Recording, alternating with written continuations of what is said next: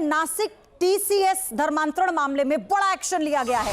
आरोपी एचआर निदा खान फरार है अभी भी, जिसकी तलाश तेज हो गई है।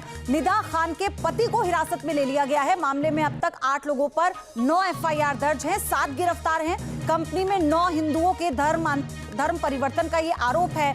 आप सोचिए कि 8 लोगों पर एफआईआर दर्ज हुई है और ये 9 एफआईआर हैं और ये बहुत संगीन एफआईआर हैं।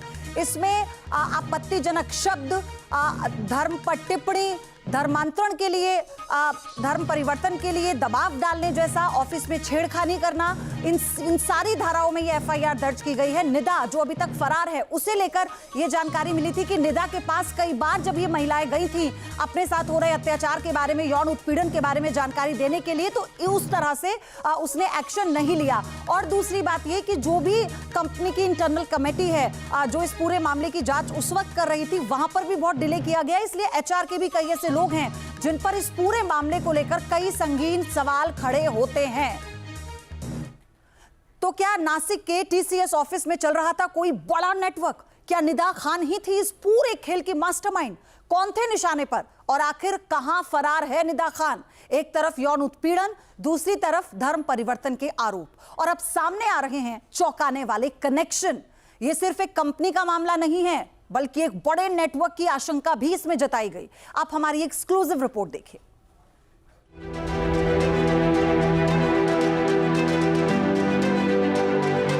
नासिक के टीसीएस कांड में हुआ चौंकाने वाला खुलासा। धर्मांतरण गिरोह की मास्टरमाइंड निदा खान का डॉक्टर शाहीन के साथ कनेक्शन। कहां तक फैला था निदा खान का नेटवर्क? अब एनआईए करेगी धर्मांतरण गिरोह का पर्दाफाश। नासिक के टीसीएस मामले में इंटरनेशनल कनेक्शन सामने आया है। इमरान नाम का व्यक्ति निदा खान से व्हाट्सएप चैट करता था। यही नहीं कि निदा खान के बैंक अकाउंट में इंटरनेशनल फंडिंग भी होती थी। ऐसी जानकारी जो मुंबई नाका पुलिस है, यानी नासिक पुलिस के हाथ में लगी है, और एनआईए की टीम अब नासिक पहुंचेगी और इस सारे मामले की जांच करेगी। 8 कंप्लेन, 40 दिन का ऑपरेशन, 9 एफआईआर और 7 की गिरफ्तारी। लेकिन निदा खान का अब तक कोई सुराग नहीं मिला। पहले दावा किया गया कि निदा खान एचआर हेड थी, लेकिन जांच में बड़ा ट्विस्ट आया। सूत्रों के मुताबिक वो एचआर हेड नहीं बल्कि एक टेलीकॉलर थी। एक तरफ पुलिस निदा की तलाश में जुटी हुई है, तो दूसरी तरफ निदा ने नासिक की एक स्थानीय अदालत में अग्रिम जमानत के लिए अर्जी दी है। उसने अर्जी में अपनी मेडिकल स्थिति को एक मुख्य आधार बनाया। निदा खान के परिवार के मुताबिक वो मुंबई में है और प्रेग्नेंट है। लेकिन सवाल यही है, अगर वो सिर्फ एक कर्मचारी थी तो फिर उसका रोल इतना बड़ा कैसे हो गया?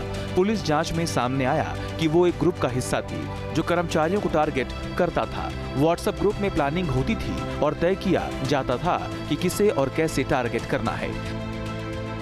निदा के इस रहस्य पर से पर्दा उठाने के लिए अब दिल्ली पुलिस स्पेशल सेल की एक टीम भी मुंबई पहुंच सकती है, क्योंकि फरार चल रही निदा खान का संबंध जैश ए मोहम्मद से जुड़ी डॉक्टर शाहीन शाहिद से सामने आया है। डॉक्टर शाहीन शाहिद जैश मोहम्मद के महिला विंग जैश उल मोमिनात की भारत प्रमुख थी।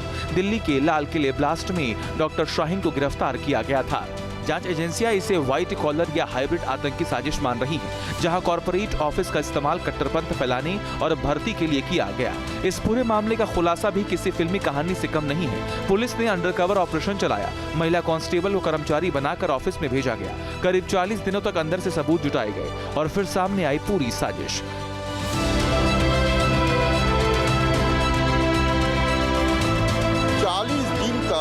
इसकी तलाश या जांच होती रही। उसके बाद पहला जो मामला है वो दर्ज हुआ। इसी नासिक पुलिस ने जब उनके पास कंप्लेंट आई तो उन्होंने अपने 7 महिला पुलिस अधिकारी को टीसीएस कंपनी में हाउसकीपिंग स्टाफ के लिए अपॉइंट किया और तकरीबन 40 दिन अंडरकवर ऑपरेशन चलता रहा। 26 मार्च के दरमियान पहली पुलिस कंप्लेंट जो है देवलाली पुलिस थाने में दर्ज की गई और इस सारे मामले में अब तक 9 जो कंप्लेंट है वो की गई है। जांच में सबसे चौंकाने वाला खुलासा ये है कि निशाने पर थी 18 से 25 साल की युवा महिला कर्मचारी। आरोप है हिंदू कर्मचारियों से निजी जिंदगियों को लेकर आपत्तिजनक सवाल पूछे जा रहे थे। धार्मिक मान्यताओं का मजाक उड़ाया जा रहा था। खास तरह के कपड़े पहनने और धार्मिक प्रथाएं अपनाने का दबाव बनाया जा रहा था। मानसिक और शारीरिक उत्पीड़न किया जाता था।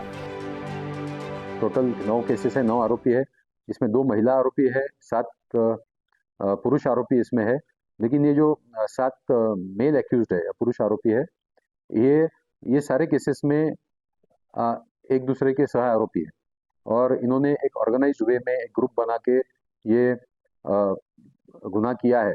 ऑपरेशंस एचआर हेड करती थी इस कार्यालय के, और उनको जब पीड़िता ने उनकी कंप्लेंट की थी तो उन्होंने उसको कंप्लेंट देने से डिस्करेज किया था और जो एक्यूज्ड है उनका साथ दिया था, ऐसा चार्ज उन पे है। सूत्रों के मुताबिक 26 साल की निदा खान पिछले साल जनवरी में शादी के बाद मुंबई शिफ्ट हुई थी। उसने कंपनी के मुंबई ब्रांच में ट्रांसफर लिया था। अब निदा और दूसरे आरोपियों के वकील अग्रिम जमानत की कोशिश कर रही हैं। एज पर पुलिस रिपोर्ट कि वहाँ पे और किसी ऐसी इलीगल ये चल रही है, तो फिर बाद में 2 तारीख को of this month contains 8 FIR same day file हो गई है। वो सब 354 वगैरह के तहत आती है। एफआईआर आप देखेंगे तो उसमें फोर्सफुली धर्म परिवर्तन के लिए ऐसे कोई भी सेंटेंसेस यूज किए नहीं गए। सिर्फ देवी देवताओं के बारे में कुछ बोला गया है जिससे उनकी भावना दुखी है कंप्लेनेंट की। इस टाइप की कंप्लेंट है। फोर्सफुली कोई एक्ट हुआ है, फोर्सफुली धर्मांतर के लिए, ऐसा कोई भी एफआईआर 8 एफआईआर में से कोई भी एफआईआर में ऐसा कुछ मेंशन नहीं किया गया। नासिक की इस घटना को लेकर पूरे देश में गुस्सा है। मुंबई समेत देश में कई शहरों में हिंदू संगठनों ने कॉरपोरेट जिहाद के खिलाफ प्रदर्शन किया और धर्मांतरण करने वाले गिरोहों के खिलाफ कड़ी कार्रवाई की मांग की।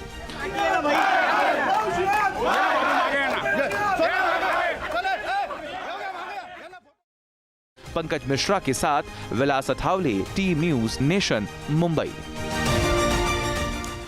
और इससे जुड़ी एक बड़ी अपडेट यह है कि टीसीएस ने एक निगरानी कमेटी का गठन कर दिया है। स्वतंत्र निदेशक के मिस्री की अध्यक्षता में कमेटी गठित की गई है।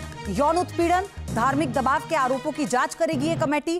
पूरे मामले में कंपनी का यह दावा है कि प्रारंभिक जांच में इस तरह की कोई शिकायत ही नहीं है। अब ऐसे में इस कमेटी का गठन करने के बाद ये सुनिश्चित होगा कि इस पूरे मामले में और कितनी शिकायतें आई थी और क्या-क्या किया गया। अब से डीडी फ्री डिश की चैनल नंबर 57 पर देखिए न्यूज नेशन।